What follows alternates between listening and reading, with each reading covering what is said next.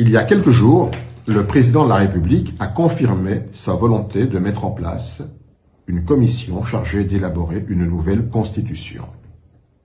Il a affirmé que la loi fondamentale avait été élaborée à l'étranger par des étrangers et qu'elle ne répondait plus aux réalités congolaises.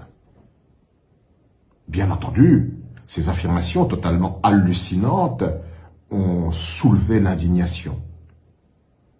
Le professeur Auguste Mampouya a rappelé le processus d'adoption de la Constitution, de son élaboration jusqu'à la tenue du référendum constitutionnel où 85% des Congolaises et des Congolais, à une majorité écrasante, ont dit oui à cette Constitution. Il a rappelé le travail des experts, des sénateurs à Simissimi, à Kisangani. Il a rappelé la vulgarisation qui s'est faite à travers tout le pays, cette grande campagne de vulgarisation dans tous les villages par les sénateurs et par les députés. Il a rappelé effectivement qu'il y a eu une campagne référendaire. Donc, on a battu en brèche ce premier mensonge de dire que la constitution sur laquelle Félix Tshisekedi a prêté serment devant Dieu, d'en respecter toutes les dispositions, était une œuvre étrangère. Un deuxième mensonge sur les réalités congolaises. Les réalités congolaises ont bel et bien été rencontrées dans cette constitution, dont les fondements sont l'accord global et inclusif de 2002, signé en décembre 2002. Cet accord global et inclusif à Sun City qui a permis à la fois le retour de la paix dans le pays et la réunification de tout le pays. Les réalités congolaises d'il y a 20 ans. Le peuple souffrait déjà, sans eau, sans électricité, sans route, sans école, sans système de santé, sans emploi pour les jeunes. Ces réalités d'il y a 20 ans sont les mêmes réalités d'aujourd'hui. Et si nous devions parler gouvernance, il faut relire le préambule de la Constitution. Quels sont les objectifs de notre loi fondamentale? Le premier, c'est d'éviter les conflits. Si la Constitution était rigoureusement appliquée, il n'y aurait pas de guerre à l'Est. Le deuxième, c'est de garantir l'état de droit, la séparation des pouvoirs, l'indépendance de la justice. Le troisième, c'est d'assurer un fonctionnement harmonieux des institutions. Le quatrième, c'est de veiller à la bonne gouvernance. Veiller à ce que le budget voté par le Parlement soit exécuté par le gouvernement devant lequel il est responsable et que les ressources du pays soient mises à la disposition du plus grand nombre de nos compatriotes. La bonne gouvernance. Le cinquième, c'est de lutter contre l'impunité qui est si présente aujourd'hui.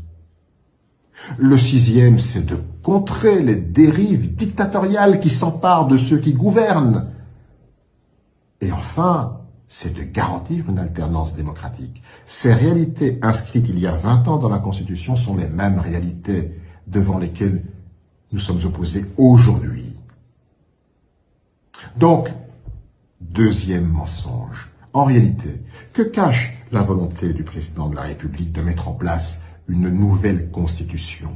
Le président de la République veut en réalité déverrouiller l'article 220 qui limite le nombre de mandats, qui considère qu'il ne peut plus y avoir à la tête du Congo un nouveau dictateur qui s'impose à tous les Congolais. Pire encore, contre le déverrouillage de l'article 220 il y a quelques années, Félix Tshisekedi, Moïse Katumbi, Martin Fayoulou, toute l'opposition, nous nous sommes levés. Nous avons demandé au peuple de se lever avec nous pour défendre ses valeurs quand nous les sentions menacés.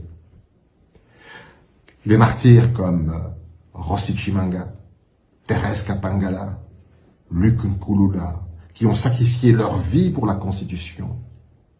Que peut-on leur dire aujourd'hui? Nous changeons de Constitution comme on change de chemise au gré des caprices du prince?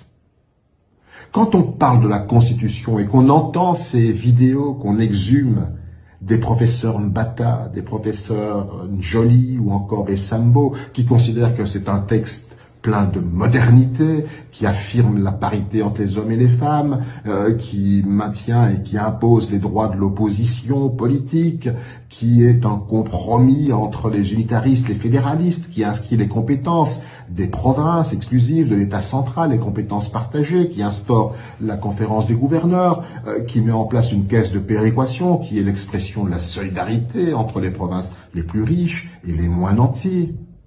Tout cela, nous devrions déchirer cela pour les caprices d'un seul homme qui veut s'imposer contre la volonté de tout un peuple. Réveillons-nous. Ce serait un crime aujourd'hui, alors que le pays est menacé dans son unité, alors que cette constitution n'empêche pas Félix Tshisekedi de remplir ses promesses électorales. Ce serait un crime aujourd'hui que de trahir la mémoire de nos jeunes qui se sont levés hier pour cette constitution, de croiser les bras devant ce que nous devrons considérer comme un coup d'État constitutionnel au cas où le président Félix Tshisekedi voulait poursuivre dans une nouvelle aventure qui conduira inévitablement à la balkanisation de notre pays.